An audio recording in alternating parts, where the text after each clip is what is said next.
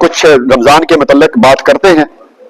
ایک تو یہ ہے میرے بھائیوں، رمضان مبارک میں جو عمرے کا ثواب ہے آپ کو پتا ہونا ہے کہ حج کے برابر ہے، جیسے کہ صحیح المسلم میں سیدنا عبداللہ بن عباس رضی اللہ عنہ اس حدیث کے راوی ہیں، رسول اللہ صلی اللہ علیہ وسلم نے ایک خاتون کو یہ فرمایا تھا کہ فَإِذَا جَاءَ رمضان، کہ جب بھی رمضان آئے تو تم عمرہ کر لینا کیونکہ اس کا ثواب حج کے برابر۔ اللہ، آج کل حج کتنا مہنگا ہو گیا، 15 لاکھ، اور ادھر سے ہی میرے خیال میں 2000 2500، تو میرے بھائی موقع ہے، فرصت ہے، کر لیجئے۔